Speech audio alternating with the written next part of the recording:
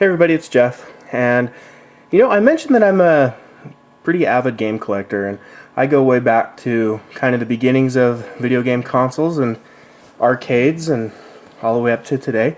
And some people mentioned that they wanted to see some of the printed stuff that I have that was pretty old.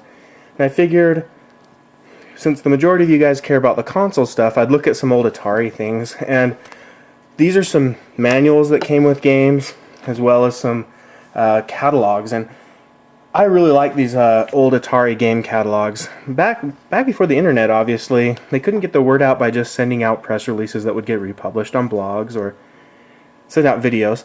So they would publish these Atari game catalogs, and you could get them in different ways. Sometimes they would be packaged in with a game that you'd buy. It'd be tucked in with the box. Sometimes you could pick them up at stores. And in some instances, you could even sign up for mailers, and they would come to you. So, taking a look at these, they list the different types of genres that are going to be represented here. There's an introduction that talks about how great Atari is and the games you can only find there and the quality of them. It's a lot of fun reading those to just see how messaging has changed over the years in regards to video game marketing. But the cool thing about some of this stuff is the art. You got Pac-Man there, you got like the video pinball art, and as you go through it, there's Super Breakout. A lot of this art matches what was on the front of the game when you'd buy them, or on the box, but you get these little tidbits about what it's about. And you think about a game like Breakout, which is just a block breaking game, but here it tells you your reason.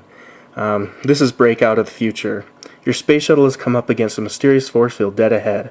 Will you turn back or blast forward to try and smash your way through the many colored layers? 8 exciting new game sounds are programmed into Super Breakout to make it even more super to play. So you can kind of read up on these things in these old video game catalog, and like I said, they put them out pretty regularly, and this is kind of what you'd use to look forward to.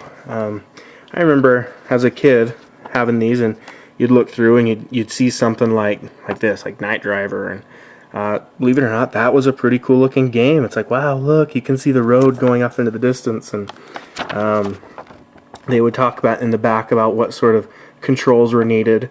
So if you didn't have the keyboard controller, for instance, you'd have to skip those ones, but these things are great. So those are the game catalogs. They came pretty regularly. I loved them.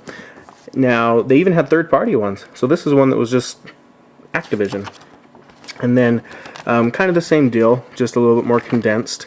But one thing that I like is in the back they talk about their designers. So even back then, there were kind of superstars of game design. David Crane, right there. Bob Whitehead, Steve Cartwright, Alan Miller, and Larry Kaplan. Kind of cool how it would talk about the stuff they'd done, and just the hits keep on coming, and you can get all sorts of promotional materials. The different instruction booklets, they were pretty cool. There's one for Miss Pac-Man on the 2600. Obviously, we're in an era now when these are starting to go away, but they talk about, story, and they talk about the gameplay. Obviously, all the controls. They were really thorough, and they had to be, because you couldn't go online and figure things out by, asking questions in forums or any of that. So you really had to get all of your information. And a lot of times they had hints, and some of them are pretty funny. Some of them are actually helpful, but number one hint is practice clearing the maze of dots before trying to gobble up the ghosts.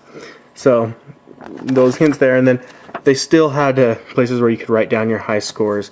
High scores were a much bigger deal back in the 80s, and a lot of instruction books let you write notes or high scores in them. So pretty fun stuff. Every once in a while I like to just pull these out. I've got countless instruction booklets for 2600 and on up. I was always real careful to keep my instruction booklets and boxes intact. So, Combat, real popular game that defined the Atari 2600, and this game Combat for a modern equivalent would be like Wii Sports. It proved all of the different things you could do with the 2600 controls. But anyway, that's just a look at some of the printed materials that you'd get back in the early 80s.